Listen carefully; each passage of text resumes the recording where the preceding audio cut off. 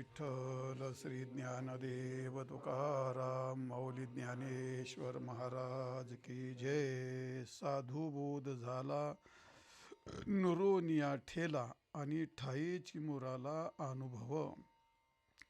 तर साधुबोध झाला आणि नुरोनिया ठेला. साधुबोध झाला एवढ्या टोकाचं आपण चिंतन केलं. साधूंचं लक्षण काय असतं आणि ते साधूंचं लक्षण सांगून ते बोध करतात. ते कोणाला बोध करतात त्याची अवस्था सांगितली, त्याची पात्रता सांगितली आणि त्यानंतर तो बोध कसा असतो हे सांगितलं. आता काय साधुबोध झाला पण तो झाला का केला हे कालच्या चिंतनात पाहिलं. आज आपल्याला नुरोनिया ठेला आणि ठाईचं मोराला अनुभव. तर नुरोनिया ठेला राहिला म्हणजे नुरोनिया, न उरून राहिला. ते दोन शब्द फार विरोधी आहेत. म्हणजे याचा अर्थ काय आहे? नुरोनिया नाही पण आहे. येथे घट आहे का? तर नाही पण आहे. हे व्यवहारामध्ये काय ते विरोधी शब्द येतात ना. नुरोनिया ठेला तो त्याच्याकरता आता तुम्हाला कळण्याकरता, आता इतकं विस्तार सांगायला नको पण तुम्हाला कळण्याकरता सांगतो. पहिलं विचारसागरात तुम्हाला गेले काय, ज्ञानातले पहिले दोन प्रकार असतात. कोणतं? पहिलं असतं परोक्ष ज्ञान आणि दुसरं असतं अपरोक्ष ज्ञान. तर परोक्ष ज्ञान ज्या पदार्थाशी वृत्तीचा संबंध येत नाही त्या पदार्थाचं ज्ञान त्याला म्हणतात परोक्ष ज्ञान. लक्षात आलं? आणि अपरोक्ष ज्ञान ज्या पदार्थाचा वृत्तीशी संबंध असतो त्याला म्हणतात अपरोक्ष ज्ञान. आणि त्या अपरोक्ष ज्ञानात सुद्धा ज्या पदार्थाला इदम इत्थम हे पद जोडलं जातं ते म्हणतात मग त्याला स्पष्ट अपरोक्ष, दृढ अपरोक्ष त्याला असं म्हणतात. आणि म्हणून असं परोक्ष आणि अपरोक्ष ज्ञान असतं. तर त्या अपरोक्ष ज्ञानातसुद्धा दोन प्रकार असतात. कोणते? एक सवृत्तिक ज्ञान असतं आणि एक निर्वृत्तिक ज्ञान असतं. तर सवृत्तिक ज्ञान आणि निर्वृत्तिक ज्ञान. तर सवृत्तिक ज्ञान यामध्ये काय असतं तर त्याचाही दोन प्रकार असतात. सवृत्तिकमध्ये काय असतं ते अहम ब्रह्मास्मी, मी ब्रह्म आहे, मी आत्मा आहे. हे काय वृत्तीच असते ना. ही पण वृत्तीच असते. म्हणजे मी आहे, मी ब्रह्म आहे, मी आत्मा आहे. त्यात मी म्हटलं की वृत्ती आली आणि मग त्यात एक अभावात्मक असते ती आणि एक भावात्मक असते. अभावात्मक म्हणजे काय? ब्रह्मज्ञान झालं, साधूचा बोध झाला आणि साधूचा बोध झाल्यानंतर काय असतं? आता मला जन्म नाही, आता मला मृत्यू नाही, आता मला शोक नाही, आता मला मोह नाही, आता मला सुख नाही, आता मला दुःख नाही, आता कोणता विकार नाही. हे याच्याकरता काय लागते? वृत्तीच लागते. पण ही वृत्ती काय आहे? अभावात्मक. नाही नाही नाही हे सांगते ती वृत्ती सांगते. आणि आहे आहे आहे सांगते ही सुद्धा काय एक प्रकारची वृत्तीच असते. तर आहे काय सांगते? मी ब्रह्म आहे, मी आत्मा आहे, मी सद्रूप आहे, मी चिद्रूप आहे, मी आनंदरूप आहे.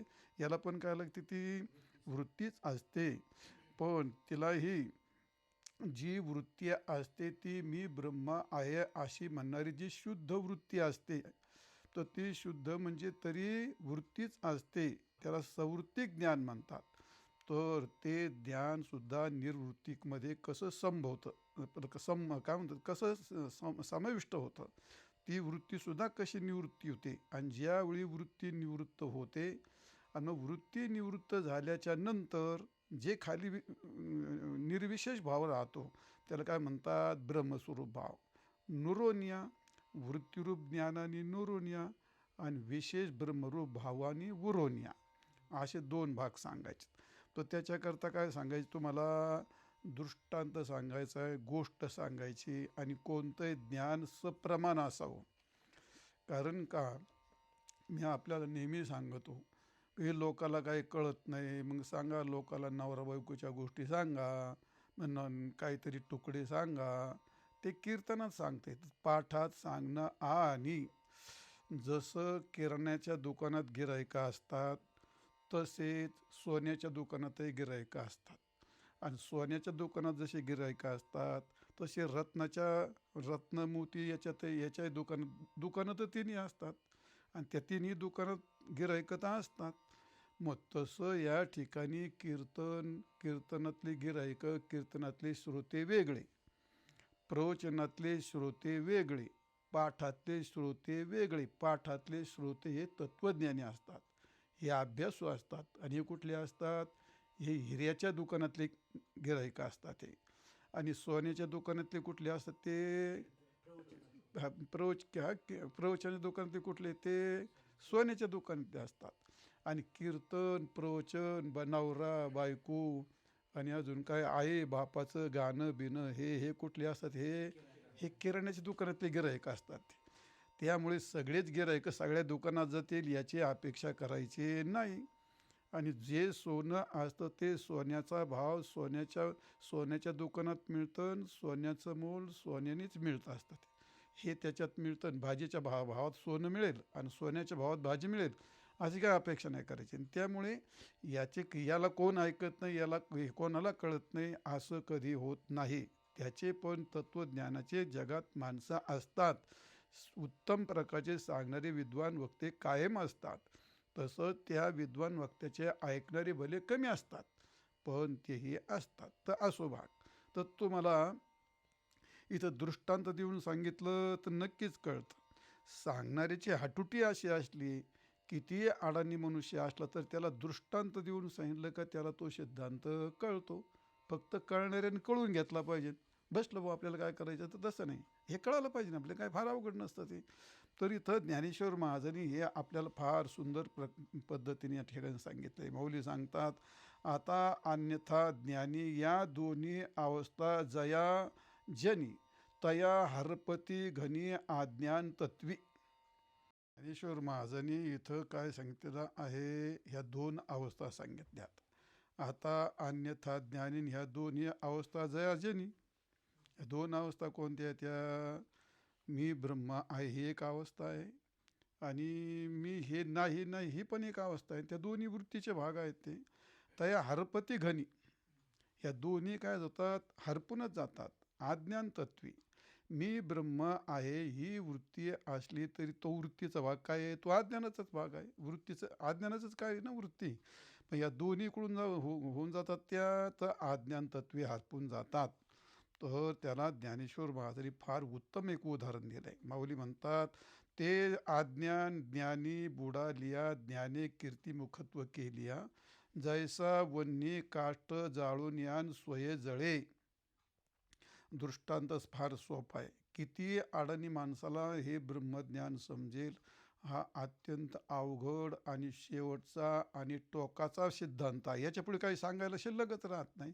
हे सांगण्याकरता सुद्धा ज्ञानेश्वर महाराजांनी एक गोड दृष्टांत दिला आहे. तर तो दृष्टांत तुम्हाला आधी सांगतो आणि मग तुम्हाला पुढची गोष्ट तुमच्या हे लक्षात येईल ते. तर आपण प्रत्येक वेळी महादेवाच्या मंदिरात जातो, शिवालयाच्या मंदिरात जातो, त्या काळात त्या मंदिराच्या दारावरती एक असं गोल सूर्यासारखं मुख असतं. तर ते मुख कोणाचं आहे? त्याचं नाव आहे कीर्तिमुख. कीर्तिमुख आहे. जेव्हा जालिंदर राक्षस हा भयानक मातला आणि त्याला काय मारण्यात काय भगवान शंकराला यश यायला तयार नाही, भगवान विष्णूही हारले. आणि मग अशा काळात भगवान शंकरांनी क्रोध अवस्थेमध्ये काय केलं? एक राक्षसी आकृतीचा अकराळ विक्राळ सिंहाचं मुख असणारा एक असा त्याला काय म्हणतो, त्याचं एक निर्माण केला तो असा. तर त्याचं नाव होतं कीर्तिमुख असं ठेवलं. तर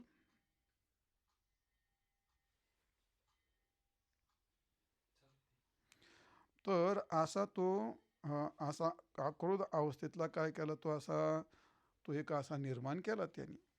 तर मग त्याने काय केलं? तर जालिंदर राक्षसाला मारलं.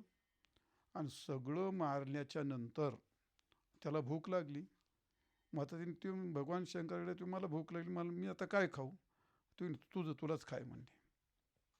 आता तो जालिंदर राक्षस एवढा मोठा भयंकर राक्षस, त्यालाही मारलं. ते सगळं खाऊन टाकलं त्यांनी. आणि शेवटी स्वतःचे अवयव खायला सुरुवात केली. आणि खाता खाता खाता खाता कुठपर्यंत आला? आपल्या तोंडापर्यंत आला. आणि तोंडापर्यंत आलं तर भगवान शंकर म्हणले आता थांब म्हणले तो. आता मग थांब म्हटलं ते तो थांबला. तर तू फार मोठं काम केलं, तुला एक वरदान देतो म्हणले. काय वरदान देतो? प्रथम तुझं दर्शन होईल आणि मगच माझं दर्शन होईल. आणि म्हणून त्या शिवालयावरती वर मांडलेलं आहे ते मुख, त्याचं नाव आहे कीर्तिमुख. त्या निर्माण केलेला जो विक्राळ पुरुष होता त्याचं नाव होतं कीर्तिमुख. जसा तो जालिंदराला खाल्लं त्यांनी, जालिंदराचा विनाश केला आणि आपलंही सगळं खाऊन टाकलं. आणि खाऊन फक्त काय राहिलं तर मूक राहिलं. पण ते खाल्लंच असतं त्यांनी, पण भगवान शंकरांनी थांबवलं त्याला. तर असं ज्या कालामध्ये उरलेलं जे कीर्तिमुख आहे ते तोंड तिथं असतं. तो दृष्टांत ज्ञानेश्वर महाराजांनी या ठिकाणी दिलेला आहे. मग त्या कीर्तिमुखाने काय केलं? ते जसं दुसरंही खाल्लं आणि आपलंही खाल्लं आणि आपलं खाऊनही तो पूर्णविराम झाला. तसं ज्या कालात ब्रह्मज्ञान असतं, अहम ब्रह्मास्मी वृत्ती असते, ते काय करते? प्रथम आज्ञानाला खाऊन टाकते. आणि आज्ञाला खाऊन टाकून जी शेवटी शिल्लक राहते ती स्वतःच काय होते? निवृत्त होऊन जाते. कशाप्रमाणे निवृत्त होऊन जाते? आपण जसा काष्ट म्हणजे लाकडं असतात आणि आपण त्याला पेटवलं, मग तो अग्नी भडकला ना, अग्नी भडकल्यानंतर काय करतो? तो सगळे काष्ट खाऊन टाकतो, जाळून टाकतो. आणि जाळून टाकल्यानंतर तो शिल्लक राहतो की नाही? तो शिल्लक राहतो आणि शेवटी तो हे काय होतो? शांत होऊन जातो. तोही अग्नी काय होऊन जातो? शांत होऊन जातो. तर ज्ञानेश्वर महाराजांनी तो दृष्टांत दिला या ठिकाणी. कशा करता सांगायचं? हे साधुबोध झाला आहे म्हणजे इथपर्यंत काय झाला? साधुबोध झाला याचा अर्थ मी ब्रह्मा यास इथपर्यंत ध्यान झालं. पण आता नुरवण्या ठेला, तर नुरवण्या ठेला त्याच्याकरता हे दृष्टांत आहे. काय काय म्हणते माऊली? काय म्हणतात? ते अज्ञान ज्ञानी नेले, त्या ज्ञानाने अज्ञान पहिलं काय केलं? दूर केलं. आणि काय? अज्ञान ज्ञानी बुडालिया. ते अज्ञान ज्ञानात बुडालं. सगळं अज्ञानही बुडालं म्हणजे कारणच गेलं तर कार्यही गेलं, जगताचंही मिथ्यात्व झालं. आणि ती वृत्ती जी आहे ती सुद्धा अज्ञानाचं कार्य आहे. ती वृत्तीसुद्धा अज्ञानात म्हणजे ते काय झाली? ज्ञानात बुडाली ती. आणि म्हणून ते अज्ञान ज्ञानी बुडाली. ज्ञानी म्हणजे ज्ञानामध्ये मी ब्रह्म आहे असं ब्रह्मस्वरूप ज्ञानामध्ये ते गडप होऊन गेलं. ज्ञाने कीर्तिमुखत्व केली आणि त्या ज्ञानाने काय केलं? कीर्तिमुखत्व केलं. जसं कीर्तिमुखाने जालिंदराचा नाश करून त्यांनी स्वतःही सगळं खाऊन टाकलं, त्याप्रमाणे त्या ज्ञानाने काय केलं? तर कीर्तिमुखत्व केल्या. आणि कसं केलं? तर काष्टाचं उदाहरण दिलं. ज्याप्रमाणे काष्टवनला जाळून तो अग्नी, तो अग्नी काष्टाला जाळून तोही स्वतः काय होतो? स्थिर होऊन जातो, शांत होऊन जातो. तसं ती वृत्ती ज्या कालामध्ये अज्ञान निवृत्त करते, अज्ञान कार्याचं निवृत्ती करते, ती वृत्ती अज्ञान कार्य असल्यामुळे त्या वृत्तीचे निवृत्ती करते. कोणती? मी ब्रह्म आहे या वृत्तीची निवृत्ती करते. आणि मग शेवटी जे राहतं ते कसं राहतं? ते निर्विशेष रूपाने, निरपेक्ष रूपाने ती वृत्ती, तिला कोणत्या साधनाने मग ती वृत्ती निवृत्त होते असं म्हणता येत नाही. अन्य साधन निरपेक्षत्वेने मग काय असतं? ते त्याला निवृत्त करण्याकरता त्याला काही शिल्लकच राहत नाही तिथं. तर निवृत्त असे काही शिल्लक राहिल्यामुळे ते स्वतःही काय होऊन जातं? ते नाहीसं होऊन जातं. आणि म्हणून अत्यंत निर्विशेष भावाने, निर्विशेष रूपाने, ब्रह्मरूपाने शिल्लक राहतं. त्याला म्हणतात नुरोन्या आणि ठेला. असं नुरोन्या ठेला म्हणजे कसं राहतं? ज्ञान आणि अज्ञान. तिथं ज्ञान म्हणता येतं का? नाही.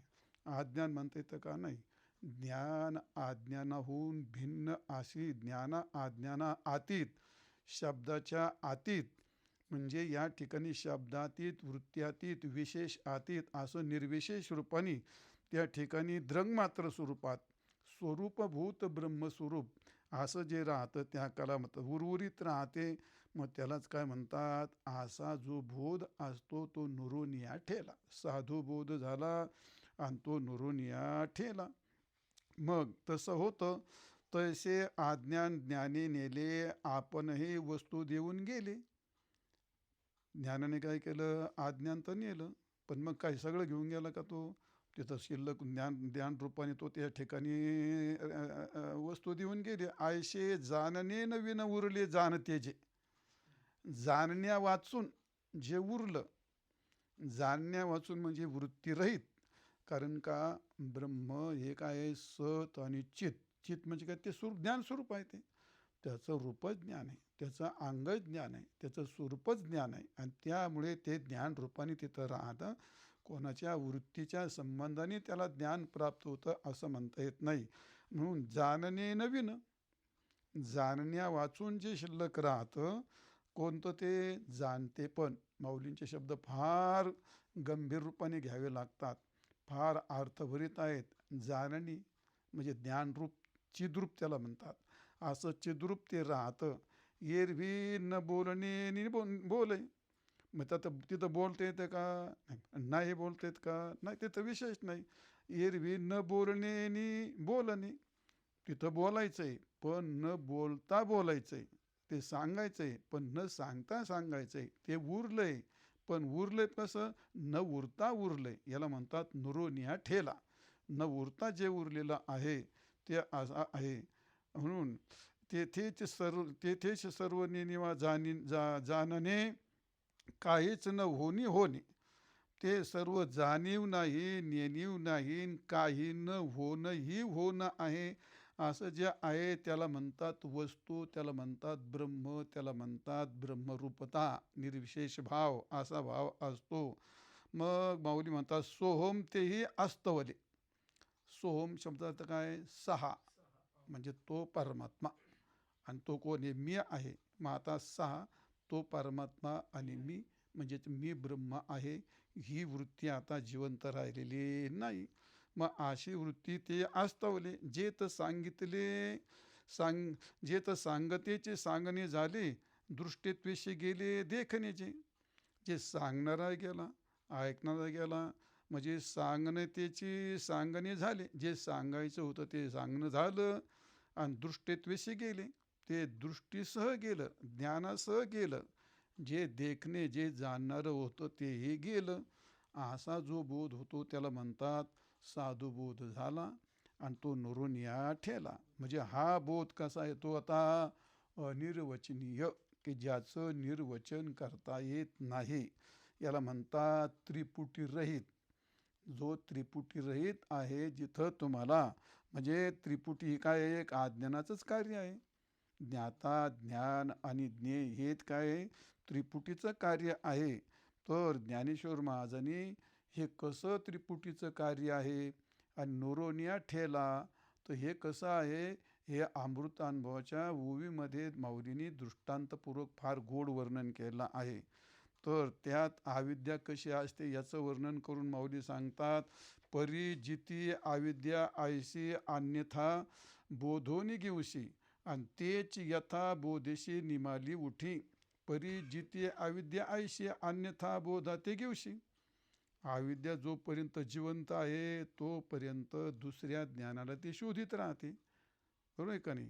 अविद्या म्हणजे वृत्ती जोपर्यंत जिवंत आहे तिला मिथ्या सांगण्याकरता का होईना आश्रय लागतो, आणि सत्य सांगण्याकरता का होईना पण तिला काही उद्योग लागतो. वृत्ती ही अविद्याच असते का नाही? मग एक स्थूल अविद्या आहे आणि एक सूक्ष्म अविद्या आहे. ती अविद्याच राहते. त्याच्यापेक्षा तुम्हाला कळण्याकरता एक मेलेली अविद्या असते आणि एक जिवंत अविद्या असते. मग ज्या कालात ब्रह्मज्ञान झालं, मी ब्रह्मा आहे, अशा कालामध्ये ती अविद्या काय झाली? मृत पावली, गेली ती. पण मग मी ब्रह्म आहे, मी जीव नाही, मी देह नाही, जगत नाही, इंद्रिय नाही, नाही नाही, ही अविद्या काय केली? मारून टाकली. पण मग मी ब्रह्म आहे या रूपाने काय झाली? पुन्हा जिवंत झाली. या मी ब्रह्म ह्या रूपाने काय परत जिवंत झाली ती अविद्या. मग अशी जी अन्यथा बोधा ते घेऊशी, तेच यथा बोधीशी निमाली उठी. जी पार निवृत्त झाली होती ती निवालेली त्या ज्ञानरूपाने परत उठली. परिजिती ना मेली. ती जिवंत आहे म्हणता येत नाही, तिला मेलेली म्हणता येत नाही. अविद्या हे जाकळी बंद मोक्ष घाली बांधून या. ती अविद्या काही झालं तर ती बंधनाच कारण असते. मेलेली असती ती बंधनच करत होती, आणि आता जिवंत झाली ती सुद्धा काय करते? बंधनच करते. हे तात्पर्य अविद्या पूर्णतः निवृत्त झाली आणि केवळ ज्ञान रूपाने निर्विशेष भावाने ती शिल्लक राहिली. ती जिवंत असो, जिवंत आहे तोपर्यंत काय म्हणते? देह होम, मनुष्य होम, आत्मा, मी आत्मा आहे त्याला जीवन. आणि मेलेली काय आहे? मी ब्रह्मरूपाने ती जिवंत होते, नंतर तेही निवृत्त होत असते. दोन्ही बंधनच कारण आहे. बंधनची नाही ठावे मोक्ष कासया म्हणावे. असं बंध कालेपी बंध अभावा. मग आता जर तिथं बंधच नाही तर मोक्ष कोणाला म्हणणार तुम्ही? मोक्ष काय म्हणता येत नाही. असा बंध मोक्ष रहित अशी जी अवस्था असते, मोक्षाची बंध होय तरी मोक्ष शब्द का असतो असा आहे. तो बंधच काय झालेला आहे, तो मोक्षाची बंध होय. मग मोक्ष आहे असं म्हणलं, तू बंध नाही तयार व्हायचा. तू मी मुक्त झालो, पण मी आलं ना तुम्हाला, मी ब्रह्मा आहे पण मी आलं ना, मग तो एक प्रकारचा बंधच होईल ना. मग तो असा बंध तरी मोक्ष शब्द कसा आहे, मग मोक्ष शब्द कसं काय सायला जाईल तिथं, तर ते पण शिल्लक राहत नाहीत. आणि म्हणून या ठिकाणी बंधचे जव व्हावं तो मोक्ष के प्रसव. अरे बंध जर झाला, बंधच नाही तर मोक्ष कशाला म्हणतो मग? ते म्हणजे बंध नाही मोक्षसुद्धा नाही, याला म्हणतात नुरोनिया ठेला. मग साधुबोध झाला आणि नुरोनिया ठेला.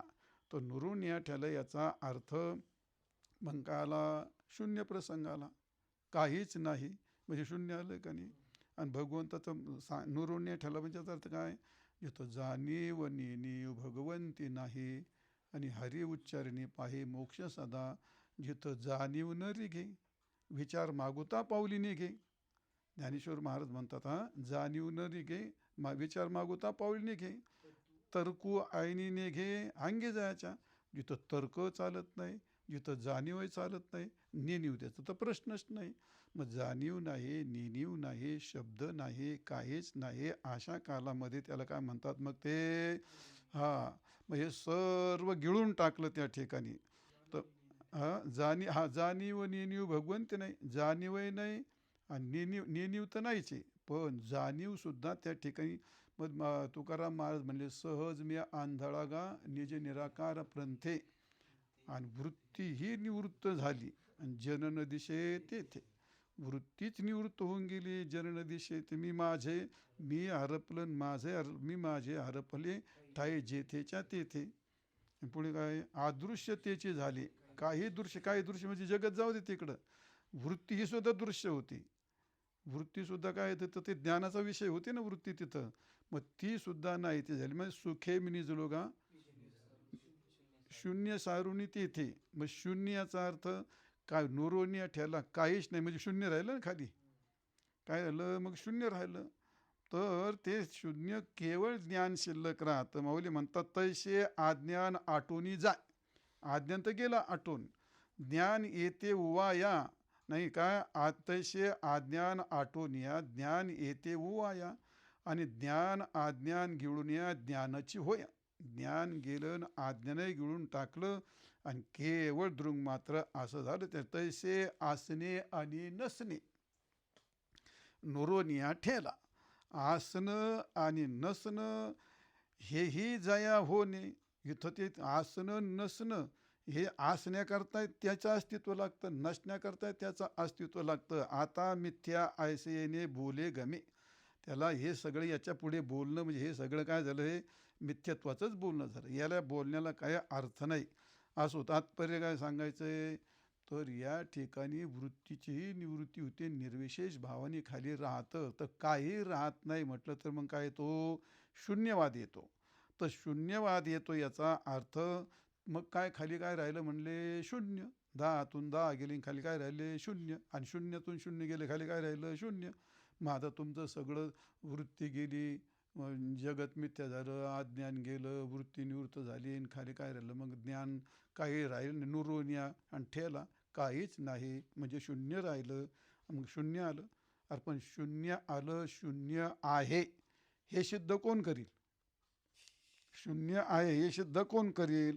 आणि जर असं सिद्ध जर करता आलं तर काही नाही सर्वता आयशी जरी व्यवस्था. काही नाही हे जर आहे, अशी जर व्यवस्था आहे, काही नाही अशी तरी नाही हे प्रथा कौनासी. मग हे नाही हे कोण सांगन? नाही हे सांगायला कोणी? नुरोनिया ठेला ना. नाही हे सांगायला कोणी? मग माऊली म्हणतात, नाही हे कोण सांगेल मग तुम्हाला? ते तुम्ही नाही म्हणता नाही, पण सांगितलं कोणी नाही? नाहीचं ज्ञान कोणला झालं? शून्याचं ज्ञान कोणला? तरी काही नाही सर्वथा. जर काहीच नाही तरी आयसा जरी आयशी जरी व्यवस्था काही नाही अशी जर व्यवस्था आहे तरी नाही हे प्रथा, हे नाही ही वार्ता कौनशी मग कोणाशी सांगा, ते कोणाला सांगता येईल नाही. मग काय झालं, शून्य सिद्धांत बोधू कौनशी सत्ता हो सिद्धू.